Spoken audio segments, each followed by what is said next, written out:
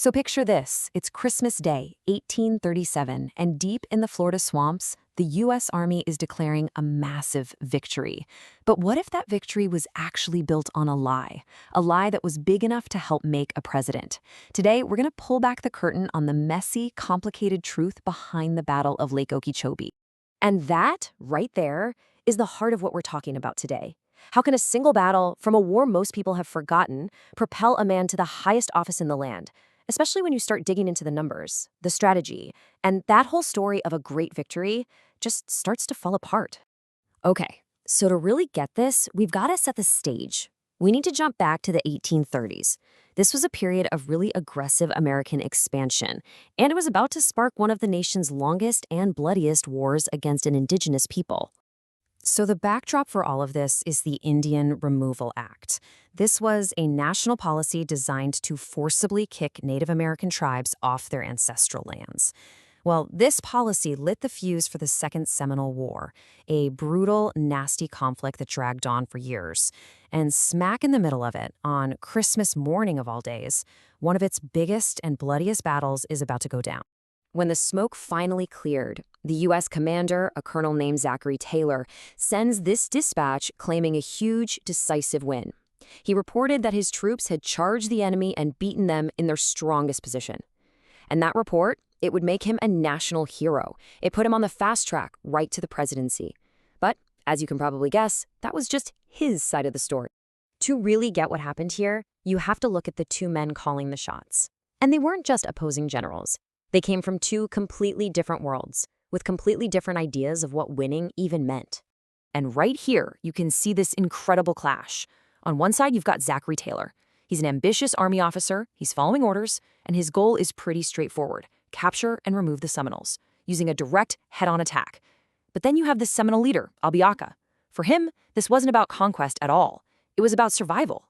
His tactic wasn't to win the field, it was to use the swamp itself as a weapon, to make the American forces bleed, and to make sure his people could melt away into the Everglades to fight another day. And this is so important to understand. Abiaka wasn't just a war chief. He was a powerful shaman, a spiritual guide for his people. He was this brilliant strategist who knew the Florida swamps like the back of his hand. Honestly, his leadership is pretty much the main reason the Seminoles were able to resist the full power of the U.S. Army for as long as they did. Abiaka's genius was on full display in how he set up this battle. He didn't pick a fort made of stone and wood. No, he chose a fortress made of mud, water, and razor-sharp sawgrass. And just listen to this quote from a U.S. soldier who was there.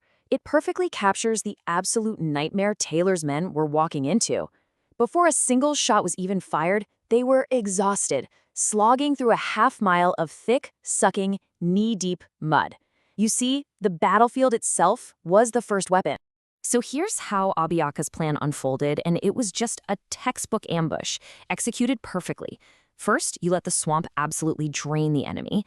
Then, from the cover of a dense patch of trees, what they call a hammock, you unleash this devastating fire on the exhausted, exposed soldiers. The whole point was never to hold that ground. It was to inflict the most damage possible and then just vanish.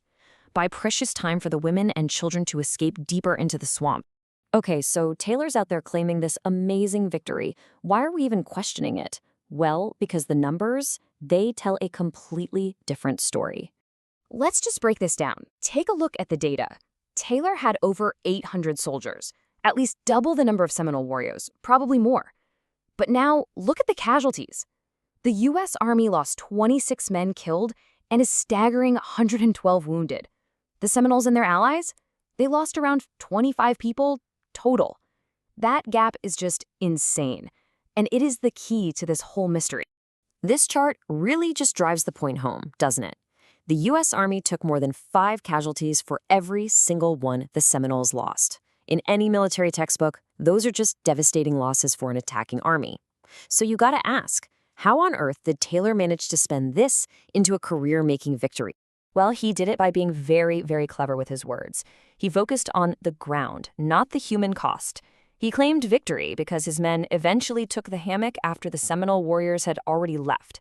He declared he'd driven them away, conveniently leaving out that this was their plan all along and that his army was absolutely crippled in the process. And this brings us to the perfect term for what happened at Lake Okeechobee. A Pyrrhic victory. Basically, it's a win that costs you so much it might as well be a loss.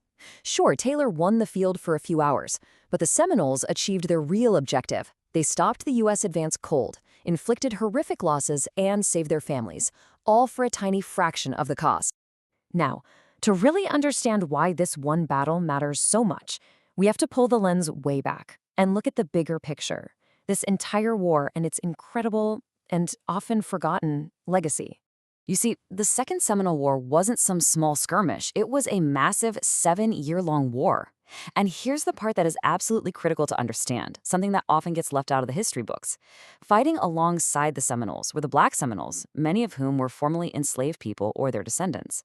For them, this wasn't just a war over land. It was a war for their very freedom, making this one of the most significant alliances against both U.S. expansion and the institution of slavery. And the cost? I mean, just look at this number, $40 million. In the 1840s, that is an astronomical amount of money. To put it in perspective, it was 8 times what the U.S. paid to buy the entire territory of Florida from Spain.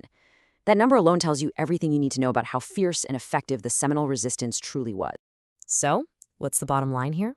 Well, first, Zachary Taylor successfully spun a brutal, costly battle into political gold, riding that narrative of a great victory all the way to the White House. What, and this is so much more important, the strategic resistance led by people like Abiaka was, in the long run, successful.